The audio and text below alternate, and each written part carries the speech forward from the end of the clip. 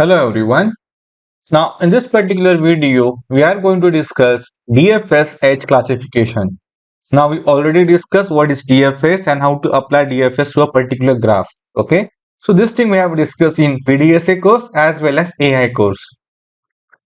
Now what is this DFS Edge Classification? Because based on this particular topic there was one question in the GATE GA24 exam. So we are going to discuss that also. But before that we should know the concept, right? But before discussing this concept, let us quickly revise about the trees. Suppose I have this particular tree. Node A is there, B is there, C, and it has D, E, say F like this. Okay, and here I have G like this. When I say predecessor and successor, so what do you understand by this particular thing? When I say predecessor of B, when I say predecessor of B is what? The previous node. Okay, the previous node, that is basically A. When I say successor of B is what? The next node, either D or E. So D or E is basically successor of this node B, and A is a predecessor of this particular node B. So here I am talking about the node. Okay. Similarly, when I say predecessor of node E, that is basically a node B, and successor of node E is what? Node F. So I hope you understand by using this example what is predecessor of a node and what is successor of a node. Okay. So in simple language I can say predecessor node is basically a node above a particular node. If I want to find out predecessor of this particular node B, so A is above the particular node B, so I can say it is a predecessor node. When I say successor, it is basically a node below that particular node. Okay. So same thing we have discussed it here. So I hope you understand what is predecessor and what is successor. Now one more thing, that is ancestor and descendant. Okay. So what is this ancestor and descendant? Now I am going to represent it by A and D. Okay. Let's say AN and DE. When I say ancestor of node B, it means that all the previous node which are related to this particular node B. For example, ancestor of this particular node B is what? Only A. But when I talk about ancestor of node E, in that scenario, it will be B, but B is also related to A. So ancestor of node E is what? B and A. Okay, here also D and E and is there, right? When I say descendant of B, so descendant of B is what? So here you can see D, E, F. So descendant of B is what? D, E, F. So these are the descendant of B, and when I say ancestor of B is basically the node above which. It means all the nodes above which, but that node should be linked to that particular node B. For example, when I say ancestor of E, I got B and A. But when I say descendant of E, that is basically only one node, that is F. So what is basically ancestor? Ancestor of node is what? It consists of all the nodes before a certain nodes, but on same path. Okay, same path is very important. It should be on same path. What about descendant here? Descendant means what? All the nodes after a certain node. When I say certain node, it means we are dealing with that particular node. Certain node, but on the same path. Okay, so path is very important. So if you observe in the context of node B, this will be my descendant and this will be my ancestor. In the context of E, B and A will be my what? Ancestor, and F will be my descendant. I hope you understand the difference between ancestor, descendant, and what is this predecessor, and what is this predecessor and successor. Okay, so these terminologies are important to understand this type of questions, or I can say age classification. I hope this thing is clear to everyone now. Now let us discuss about the DFS H classification. Now what is this? Suppose I have a tree like this. Any tree is given to us, for example this tree, okay, and we are applying a DFS to that. Suppose I have this particular tree like this,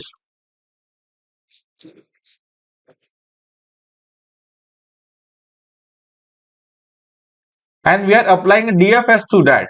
And suppose I got this particular path.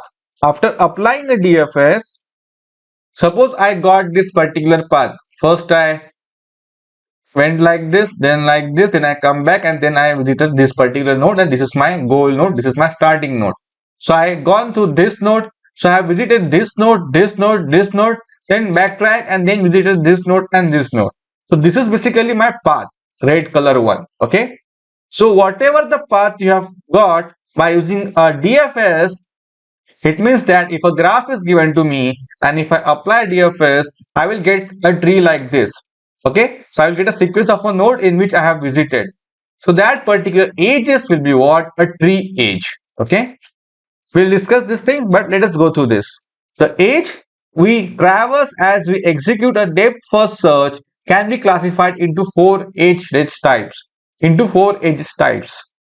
So as we execute the DFS on a particular graph, we can classify the edges into four different types. So during a DFS execution, the classification of edge u comma v. So when I say u comma v, it means that we have a node u and there is an arrow from u to v like this. Okay, so I am talking about the edge u and v. The edge from vertex u to vertex v. So here you can see it means that there is an edge from vertex u to vertex v. Depends on whether we have visited v before in the DFS and if also the relationship between u and v. Okay, so the types of edges that we are going to discuss, it depends on the node we have visited before or the relationship between u and v. Now first scenario, if v is visited, suppose that node is visited for the first time as we traverse the edge u comma v, then the edge is basically tree edge. Now if you take this particular example, so this is a tree we got, so this is what we got after applying a DFS to this. So this is basically my path. All this blue color you can see that is basically path of my DFS. Similar to this particular thing as well. Okay. First we have gone here, then we backtrack to this node, and then we again explore the edges like this. Okay. And this is also the part of graph only. So here you can see red edges. It is also part of graph, but this blue edges is what we got after applying a DFS to a particular graph. Okay. Now here, else v has already been visited. So first thing is that if v is visited for the first time as we traverse the edge u comma v, then the edge is a tree edge. Suppose I am applying a DFS to this particular graph. I am at this particular node A, say B, say D, say E, say F like this. Now I will go to this particular node first, or I can go this particular node first. It depends in which order I am going to explore the node. Let's suppose I have visited this node first. So during DFS, I have gone through this particular edges to explore this node. So I can say A comma C, and the edge for A comma C is what? Tree edge. So V is visited for the first time. We have visited this particular node for the first time as we are traversing to the edge of u comma v. That edge is basically a tree edge. Okay. I hope you understand what is tree edge now. So all the blue color things you can see, that is basically tree edge. So tree edge is basically what? The edges which is basically a part of the path we got after applying a DFS, that is basically a tree edge. Simple thing. But now V has already been visited. So first thing is that V is visited for the first time. It means we are going to traverse to that particular node while applying DFS. So that will be a tree edge. But that particular node is already visited. In that scenario, we have these three things. First is that if V is an ancestor of U, then edge U comma V is a back edge. Very, very important. So I hope you know what is ancestor of U. So here if you observe, let me remove this. So here if you observe from node A and D here, from node D to A, I have this particular arrow, right? So I can go from D to A. But during a DFS, I have not explored this particular age because I already visited this particular node. So if I talk about D comma A, this is what the age is given to me. Here U is D and V is basically A. But A is already visited in the path, right? So V is the ancestor of U. It means that V is the ancestor of U. So V is also ancestor and this B is also ancestor. Suppose if I have a age like this, then this particular age will also be a back age, okay? Because V is the ancestor of U. In that scenario, it is basically a back age. So as name suggests, back age. From that particular node, if I go back to a node which is already explored, that is basically a back age, okay? Else, if V is descendant of U, so first one is ancestor of U, else V is descendant of U. So if you observe this particular node, let's say it is E, F, G here. Now from node D to G, I have an arrow, so that is D comma G here. So this is U, this is V. If V is descendant of U, so if you observe this particular node G is descendant of U, okay? Because all the nodes after this particular node on the same path will be what? Descendant of U. So all these three nodes are descendant of this particular node D. And that particular node is what already visited by a DFS, then that particular age is called as forward age. If you observe here, D to G is basically a forward age. And else, if V is neither an ancestor or descendant of U, then that particular age will be called as a cross age. Very, very important point. If you observe the node from C to D, because for this particular node C, ancestor is what? A. And what is descendant? We don't have any descendant. So only one ancestor and only one descendant. But here we have a age from C to D. But D is already explored by the DFS while going through this, right? In that scenario, that particular age will be called as cross age. So this few points you have to remember, okay? So you can note it down or you can take the screenshot of this. You have to remember this. Just go through 2-3 times. You can easily remember what is this pre-age, back age, forward age, cross age, okay? So this is simple only. So after executing DFS on graph G, every node in G can be classified as one of these 4 edges. Yes, we can use this age tag information to learn something about that particular graph. For example, tree age. When I say tree age, it forms a tree containing each vertex DFS visited in G. Okay, I hope this thing is clear now. Tree age forms trees containing each vertex DFS is visited in G. Okay, so this is basically tree age. Also, G has a cycle if and only if DFS finds at least one back edge. One more important point, MSQ question can be asked based on this. Multiple select question. Statement only are very important. So when I say G has a cycle, if a graph consists of a cycle, if and only if DFS finds at least one back edge. So here if you observe, we have a back edge in this particular graph. So I am going A to B, then B to D, and then again D to A. So this is basically a cycle. So whenever in a graph, if we have at least one back edge, it means G has a cycle. Okay. So G has a cycle if and only if DFS finds at least one back edge. So remember this important point. Note that in the case of undirected graph, another important point. In the case of undirected graph, cannot contain forward edge and cross edge. So whatever we have discussed, these 4 types of edges, that is basically related to a directed graph. We have an arrow here. But suppose if we don't have an arrow here, in that scenario, that particular graph will not contain forward and cross edge. Okay. So remember this important point. Since in those cases, the edge V comma U would have already been visited during a DFS before we reach U and try to visit V. Okay. So in the case of undirected graph, there cannot be a forward edge and cross edge. It can be a tree edge or back edge only.